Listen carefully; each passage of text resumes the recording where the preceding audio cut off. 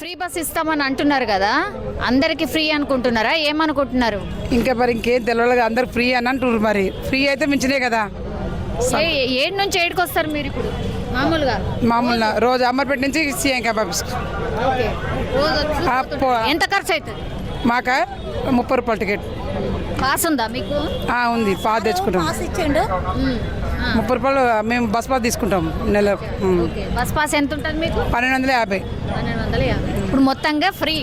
Free. సంతోషం.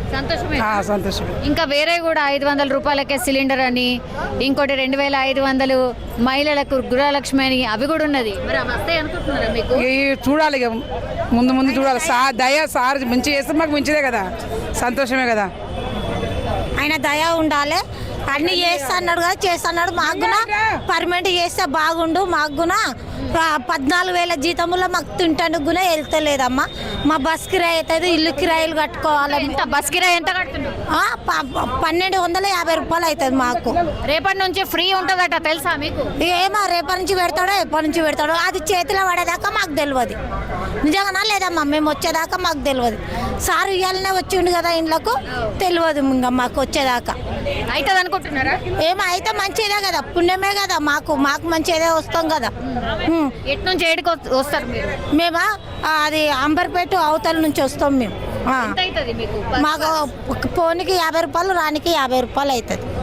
కాలు ఉట్టికి save అయితే మంచిగానే కదా, మాకు మిలుగుతాయి.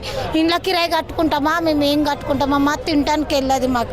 ఇంతవరకు జీతాలు వాడలేవు మాకు, అట్లా జీతాలు లేవు, ఏం లేవమ్మా. అట్లా అని బాధ మాకు. అంతే పడితే ఆయన 500 సిలిండర్ ఇస్తే కూడా పుణ్యమే కదా అని ప్రజలకు సేవ చేస్తున్నట్టు పుణ్యమే మాకు.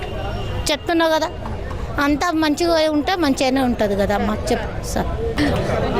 ఉచిత బస్ సౌకర్యం అని అంటున్నారు, మంచిదేనా? మంచిదే మేడం. బోల్డెన్ ఛార్జీలు పేదవాళ్ళకి బాగా ఉపయోగపడుతుంది కదా. మాకు కాంగ్రెస్ ప్రభుత్వం వస్తే అన్ని మంచిగా జరిగిద్ది, మాకు చెడేం జరగదు. తెలంగాణ వచ్చి నాశనం అయిపోయి ఇల్లు అన్నీ గోలగొట్టుకొని మేము ఇవాళ ఇట్లా వచ్చినాం. మేము కాంగ్రెస్ అనే మాకు ఇల్లు ఇవ్వలేదు.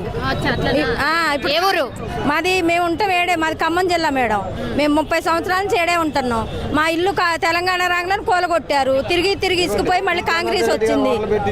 ఈ కాంగ్రెస్ లోనైనా మాకు న్యాయం జరిగిద్దని ఇంత దూరం వచ్చినాం మేము.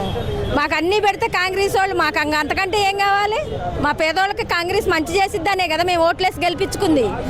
ఉచిత సిలిండర్ అంటున్నారు, తర్వాత 2500 రూపాయలు గృహలక్ష్మి అంటున్నారు. అవన్నీ కూడా ఓకేనా? మళ్ళా మన ద్వారానే వసూలు చేస్తారు అని కూడా అంటున్నారు, అది తెలుసా మీకు? అది ఇప్పుడు ఈ ప్రభుత్వం ముందుకు నడవాలి కదా మేడం, తర్వాతనే ఏదైనా తెలిసేది. ఇప్పుడు ముందుకు నడిచి మంచి చేస్తే ప్రజలు ఎప్పుడూ మర్చిపోరు, ఏ పార్టీనైనా మర్చిపోరు. ఇప్పుడు అన్నీ అమలు చేస్తే ఎవరు మర్చిపోతారు మేడం? మళ్ళీ ఓట్లేసి మళ్ళీ గెలిపించుకుంటాం మేము. అది మేడం. చాలా మంది ఫ్రీ బస్ లేడీస్ కి ఫ్రీ బస్ ఇదే మాట్లాడుతున్నారు, మీ ఒపీనియన్ ఏంటి?